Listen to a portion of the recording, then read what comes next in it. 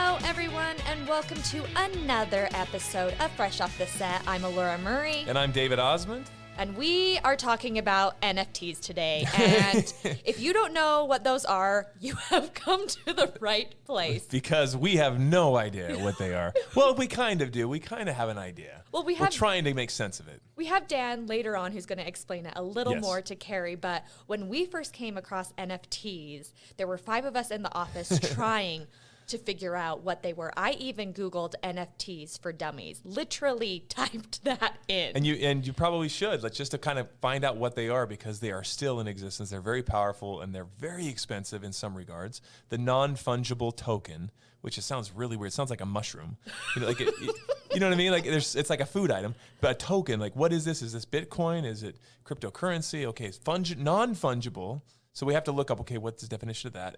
And why is something selling for millions and millions of dollars that is just a digital asset?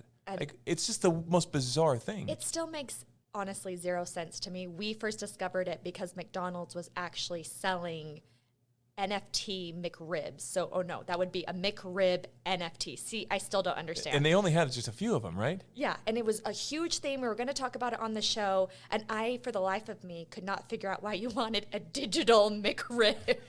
I don't know. And why you would pay exorbitant amounts of money for it is beyond me, because I don't know. So you can put it up here on my phone and say, hey, this is mine. I own that. I'm the only one, and I can prove that this is mine because I have my token. Well, I can take a screenshot of that and put it on my phone and say the same thing. David, you know what? It's probably a good thing that you and I are not talking about this today, and that Carrie is the one who sat down to talk with Dan. Let's listen to that interview. Yeah. Hi, I'm Carrie Hawker-Diaz, and I am so excited to introduce to you our podcast guest of the day. You know him as Dan the Laptop Man. It's Dan Young. He's a father. He's an entrepreneur. And an all-around kind person we love having on our show. Dan, great to see you. Thanks for being here. Thanks for having me on. Super excited. Well, you're going to have to teach us how to do this podcast thing because we're a little newer at it, and you have one you've been doing for how long? Oh, like almost 4 years now. 4 years. Yeah. And you're loving it? Oh, it's so fun because you can meet the coolest people and get to teach people the cool things and bring in geniuses. It's great. Cool people like you. Do I have my headphones on right? Am I doing this right? Mm-hmm. Okay. You look like a streamer. I know this is audio, but you look like a streamer, a pro.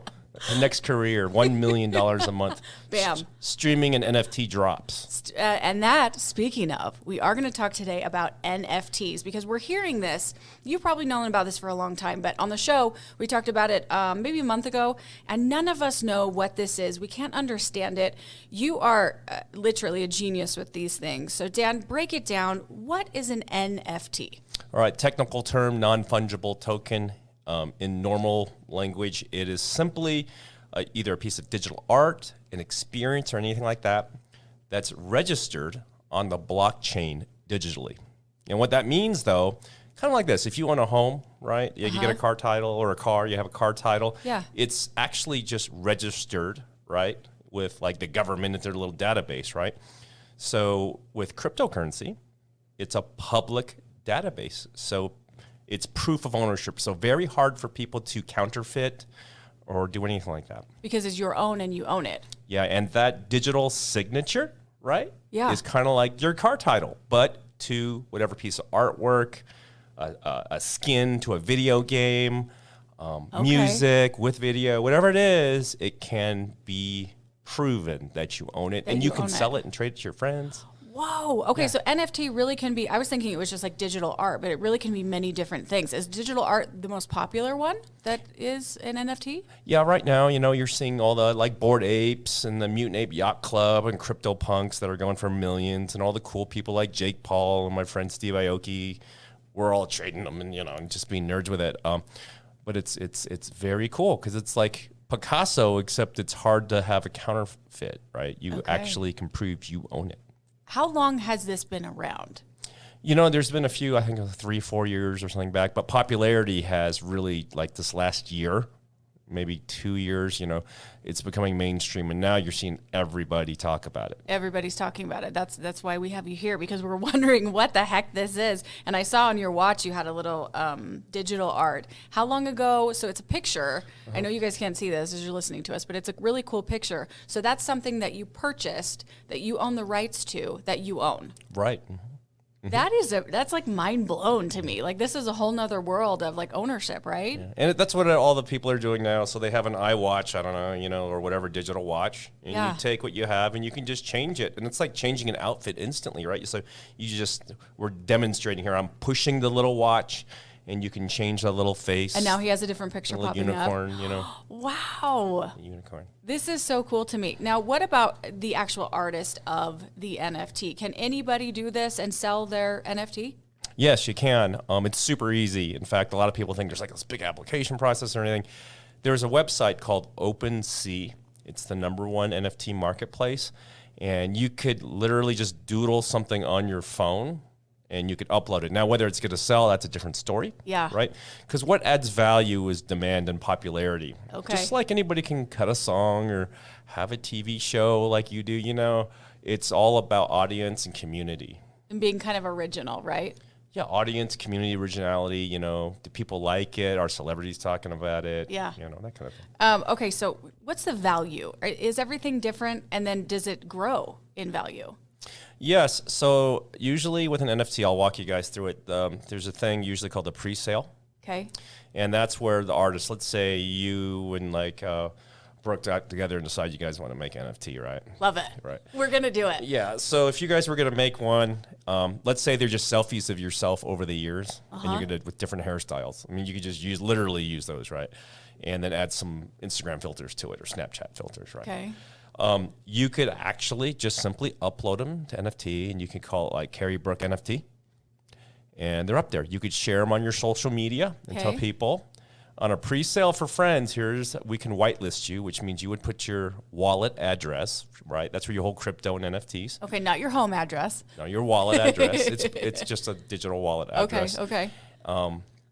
People can send you theirs, and you could, quote, whitelist them. And what that means is you would clear them to be able to buy it before the public can get it. So that's how, like, for example, myself, I buy a lot of NFTs because all my friends are all doing projects, right? And if they're real popular, like Steve Aoki, he's came out with the Aoki metaverse thing. Yeah. We were talking about 2 years ago at his house, and he's like, dude, we could do this cool thing. And Jake Paul doing his thing and all that. So what happens, though, is people can buy it in that pre-sale sometimes, and then they do what's called a minting, right? And a minting means, okay, you've bought it, and it's usually a picture of your art with a big question mark, right? That hasn't been released yet. And then it goes into the open market. Right, and once it goes in the open market, they call it the secondary market, and that means people can buy and sell them. So if I have 5, Carrie Brooke NFTs, and I bought them for 1/10 of an Ethereum or 1/3 of an Ethereum, since everyone loves you guys, right? Let's say they go up to 5 Ethereum, which is $2,500 each times 5. Okay. Then people would be bidding on it to buy it and trade art. It's like Pokemon cards or baseball cards. Yeah. So it even gets to a bidding thing. Does each piece necessarily go through that whole process, or does it just depend on where you put it? Some people just release them without a pre-sale. They call that a fair launch, so no friends are in the know. Okay, early. like a fair launch. Fair launch, yeah, type of thing. Some people will do pre-sale. Some people, when they release them, will hold, only release half of them and keep them for later. Oh. So as demand goes up. I mean, you can try different, it's just like marketing our stuff, right? It just depends how you want to approach it. So you don't necessarily have to draw or do a new, or take a selfie, a new picture. It can be something old that you've done. It would just be something that is original that they own, there's just one piece of. Oh, you could sell your high school prom picture. If you're that popular, just think of the Kardashian. It'd be worth $1. If Kim Kardashian and Kanye sold their wedding picture or something, it would go for $1 trillion. No, not a trillion, but a lot. But a lot. Yeah. It would go for a lot. Okay, so I'm just trying to understand this all, make sure everyone gets this. So say on this piece of paper right now, I'm going to draw a smiley face, and I want to sell this as an NFT. What is the process? I'm going to rip it out of the notebook. What do I do next? So we're looking at a picture of a smiley face. You could scan that, take a picture of it on your phone, or you could have drawn it on your phone. Because it has to be digital. That's the idea. Digital. Okay. And then you would go to a place like OpenSea, for example. OpenSea. Okay. And you would create an account. And so it's called Carrie Brooke NFT. And then you would upload it. And then once it's in there, it's got an original digital signature, some super long number, right? And then you could put it up like eBay. You could say, okay, the minimum I'll take is 1 Ethereum for this, which is $2,500.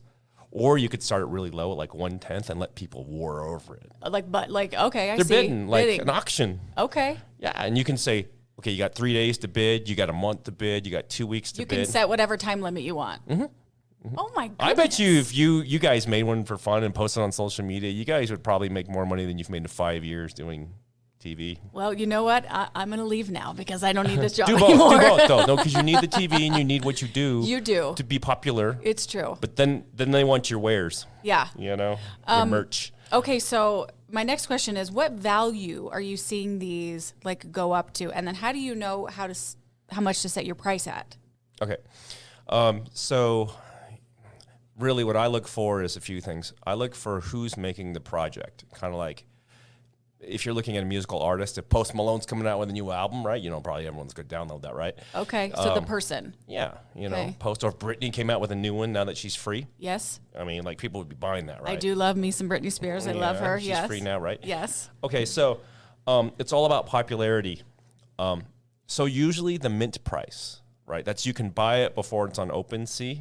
Sometimes they'll say, okay, this is the mint launch date, and there's only 1,000 available, and they cost 1/10 of an Ethereum, right? Okay. That's when, if it's a popular artist, that's when you want to like bid to buy.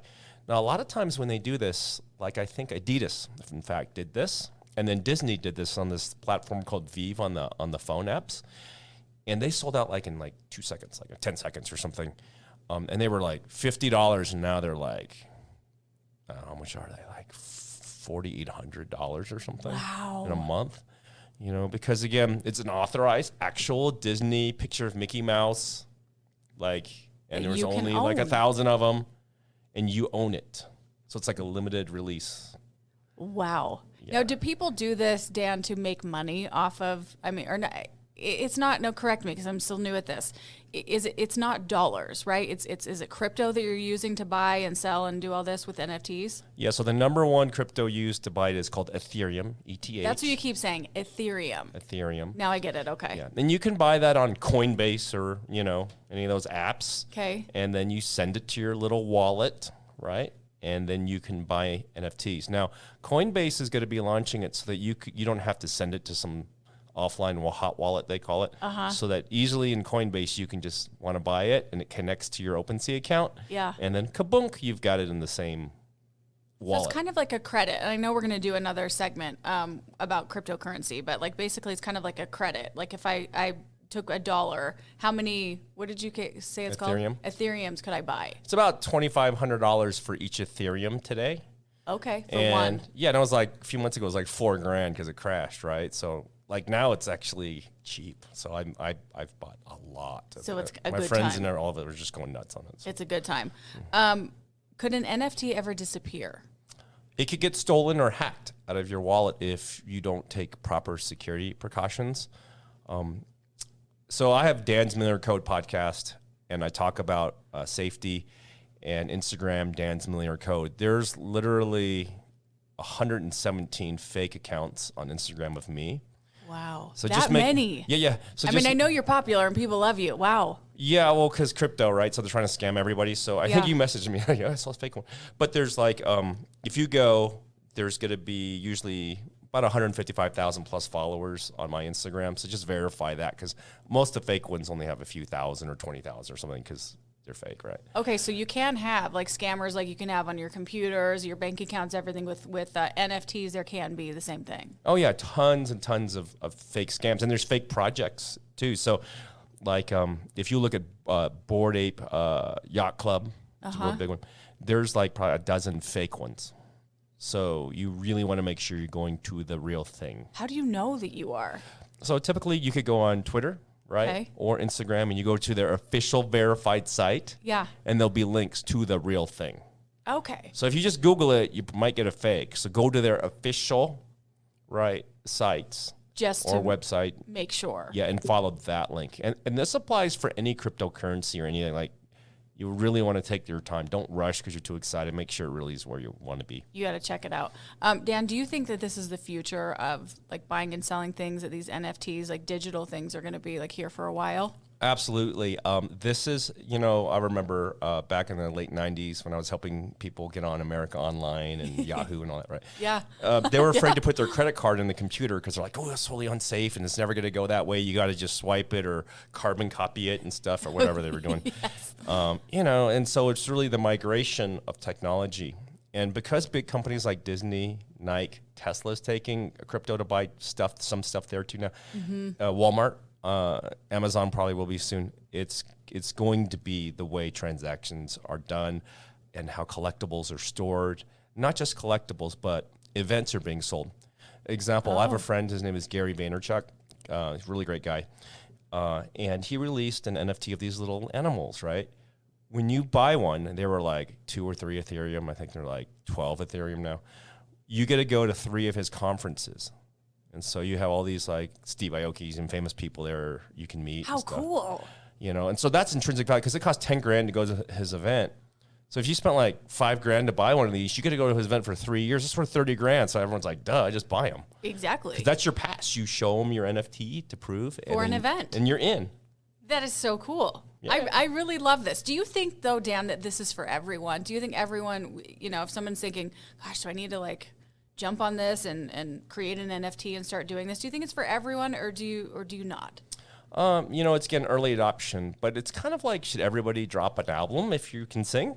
And the answer is, well, yeah, if you want to sell it and get popular. But it's the NFT, again, remember, to make a singer popular, it's not just the song. It's TikTok, Instagram, Twitter, it's like the whole social ecosystem. The marketing, the promoting of it. Yeah, to get it so people want it. And right now, like kids are spending most of their money that they either get from allowance or working to buy NFTs. Like at the office, for the under 25-year-old crowd, I have kids putting 90% of their earnings, like after like paying their bills, into NFTs. I mean, you guys too much, guys, but they're doing it. They're doing it. It's a thing. And some of them, I get text messages every day, like dozens of them. I have like 22-year-olds that work for me that are making $8,000 a week. From this? Yeah. Okay. Yeah. Well, you know what? We know how smart you are with these things, and I believe you that it's sticking around. But also losing money too, though. Remember, yeah, you got to be careful with it. A lot. You can. Not financial advice. Not financial Do your own advice. research. What is like the hot one right now? Is there a hot NFT that everyone is like? Bored Ape Yacht Club. Everyone's making their profile picture of that, and then Mutant Ape Yacht Club. That's just like my favorite. I just bought tons of them. Yeah. They're kind of expensive now. They're about $50,000 for the most inexpensive ones for mutants. But we just keep texting in these groups, and we're like, ha ha, what up, another $10,000 today, ha ha ha. And these are like, they're all led by kids. It's funny. This is so futuristic. It's so fun to talk to you about this because it's like, you definitely see into the future and you know what's up. So we love having you on for this. And once again, it's NFT, non-fungible token. And, hey, get with the crowd. It's hip. It's hip. Okay, Dan, we are going to do a quick thing that we call Fresh 5. I'm going to ask you 5 questions. Just answer what's off the top of your head. If you don't answer, you can plead the 5th, whatever you want to do. I'll answer anything. Your favorite thing to eat? Sushi. Sushi. I love sushi, too. And sometimes sashimi, because I start getting a belly when I eat 25 pieces of sushi. so it's time to go to sashimi. I like sashimi. It. What's the one thing you can't live without? My pugs. Oh, I No. always see I got to change the answer. I'm going to get killed. My granddaughter. Your granddaughter. I just had one. My son just had a. Congrats. Yeah. But dogs are great too, so I get it. Your so pugs now it's are granddaughter, cute. but it was granddaughter and pugs. And pugs. You can groom them together. That's fine. What's your current obsession? NFTs and cryptocurrency. Okay. Which you know a lot about. And building video, having my team build gaming computers for streaming and video games. Yeah. Yeah, it's like so fun. You have to check out his place, Dan the Laptop Man. PC Laptops.com. What do you have left on your bucket list? I've seen like the whole world, and what I've realized though is I'm happier like right now with you guys doing this than in Bora Bora with my toes in the sand. So I've come to the realization, because I always used to think, hey, if you make millions of dollars and you see the world and you do all these experiences, you're happy. But everything I looked for is actually right here, right now. Aww. So presence, that's the thing, man. Presence. So my bucket list is to like interact more with other humans and help them. Mm-hmm. And it's that's fun. priceless. It's so I fun. mean, people are cool. And then you live forever, because if you help somebody and you teach them something, then they teach other people who teach other people. And as long as humans, we don't nuke ourselves or something, it'll pass on for millions of years. Which is a good thing. It's a really good thing. Okay, last one. What never fails to make you laugh? What is funny to you? What do you love? Is it like a sitcom? Is it, what do you like a good movie? What do you like to laugh? I like to watch old Jackass reruns.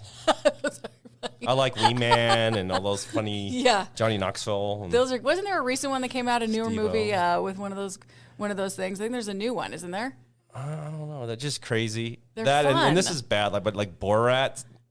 I love Borat. Yeah, I mean, he's kind of inappropriate, but I love me some pretty Borat. funny though. He's funny. It's interesting. I like those kind of things. So that's fun. It's fun to get to know you, Dan. And if we want to follow you, where's the best place? Instagram, Dan's Millionaire Code. Okay. Right? That's the best place. But remember, there's a million fake accounts, so make sure there's 150,000 plus followers on that account. Verification will be up in a couple of weeks, but just that's the place. And then for Utah people, PCLaptops.com in Utah. And then if you're on the internet, like out of Utah, Xidax, Xidax.com. That's where we build the video gaming stuff and crypto.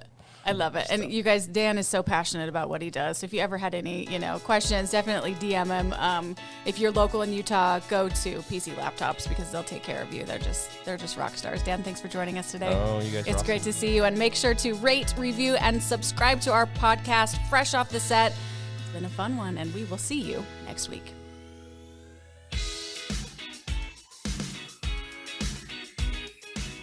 Congrats, you made it to the end. If you want to continue to freshen up your day, you can watch us on Fresh Living every weekday on CBS Channel 2 in Utah at 1 o'clock. You can also watch us on our YouTube channel, KUTV Fresh Living, and follow us on social media. We will see you next week.